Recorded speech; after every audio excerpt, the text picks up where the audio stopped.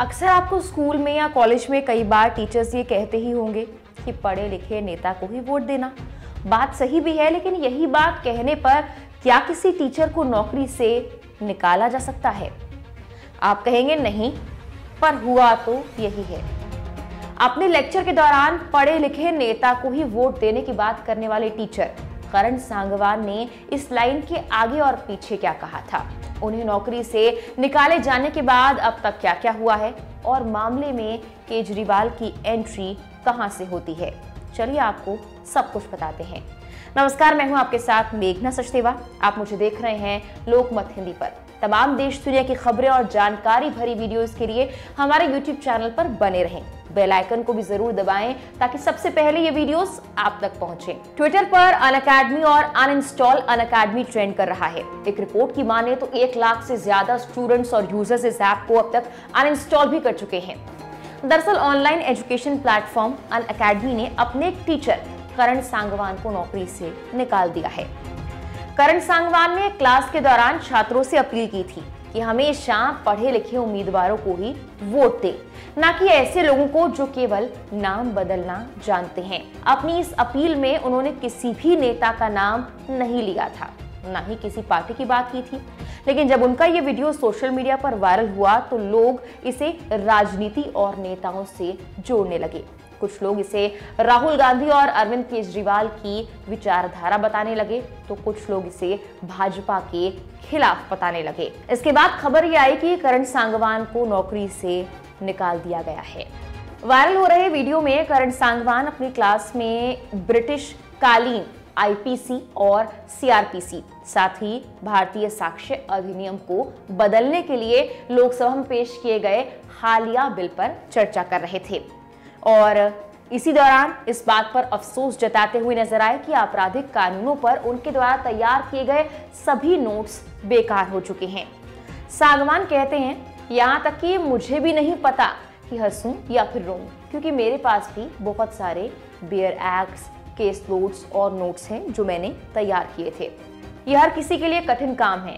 आपको भी एक नया काम मिल गया, वो आगे कहते हैं।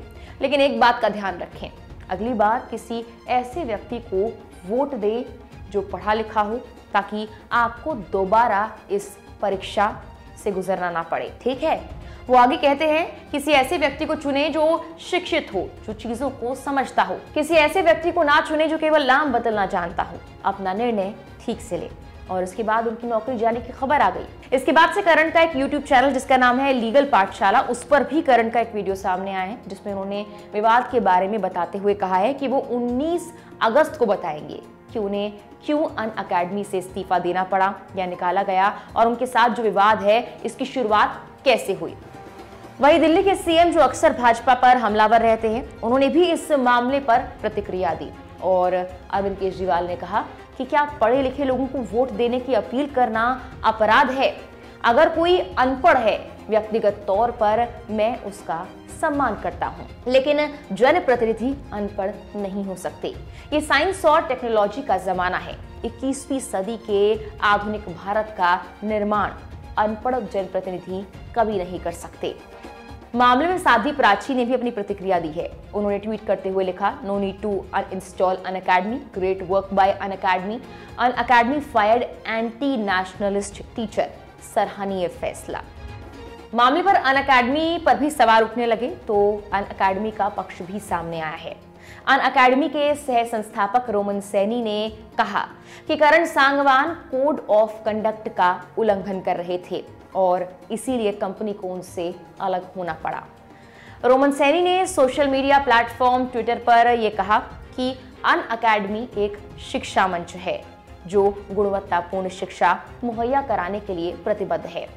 हमने अपने सभी शिक्षकों के लिए एक सख्त आचार संहिता बनाई है जिसका उद्देश्य ये है कि हमारे शिक्षार्थियों को निष्पक्ष ज्ञान मिले। हम जो कुछ भी करते हैं उसके केंद्र में हमारे शिक्षार्थी होते हैं।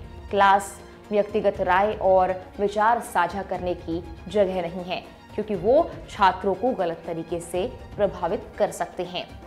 हमें करण सांगवान से अलग होने के लिए मजबूर होना पड़ा क्योंकि वो आचार संहिता का उल्लंघन कर रहे थे।